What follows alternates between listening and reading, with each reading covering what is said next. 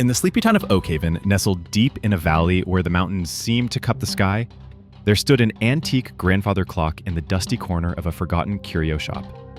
It wasn't particularly ornate, just dark wood and a brass pendulum. But it bore no manufacturer's mark, no year of origin. Locals called it the whispering clock, because on windless nights, a faint, almost imperceptible tick-tock whoosh could be heard emanating from its depths. Amelia, a historian specializing in obscure local legends, stumbled upon the clock during one of her frequent explorations.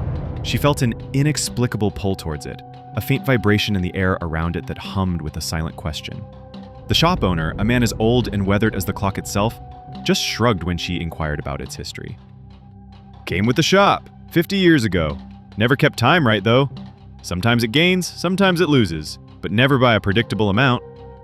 Intrigued, Amelia bought the clock and brought it to her home, a small cottage filled with books and maps. She wound it carefully, the gears groaning in protest.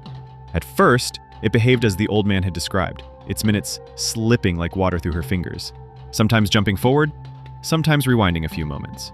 Amelia, ever the scientist, began to meticulously document its erratic behavior. One crisp autumn morning, as she sat sipping tea and observing the clock, she noticed something peculiar.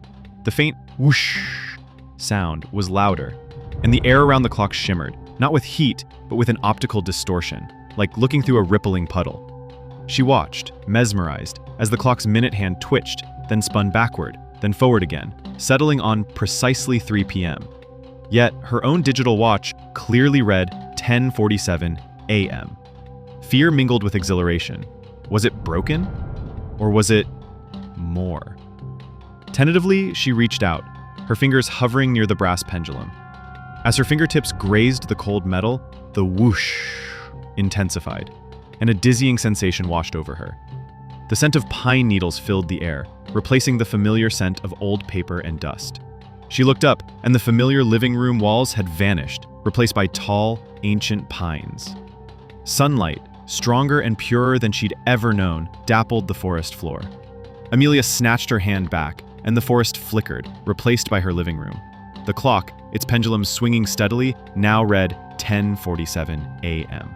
Sheds her digital watch, still 10:47 a.m. Over the next few weeks, Amelia experimented. She discovered that by placing a hand on the pendulum and concentrating, she could, quote, nudge herself into these temporal pockets. Each jump was brief, lasting only seconds, and seemed to correspond to the time the clock claimed it was. She found herself in Victorian Oakhaven, smelling coal smoke and hearing the clatter of horse-drawn carriages, only to snap back to the present. She once touched the pendulum and found herself standing on a prehistoric savanna, the roar of an unseen beast echoing in the distance. The mystery deepened. She wasn't truly traveling to these times, not physically. It was more like an intense, hyper-realistic hallucination, a sensory projection into another era. Yet the details were too vivid, too precise to be mere imagination. And each trip left her with a faint, unfamiliar scent or sound lingering in her senses. Proof that it wasn't just in her head.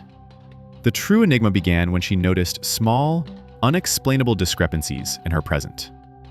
A book she was sure had been on her shelf was now on the table, a small crack in a teacup that hadn't been there before.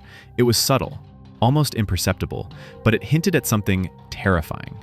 Were her brief temporal visits causing ripples in her own timeline?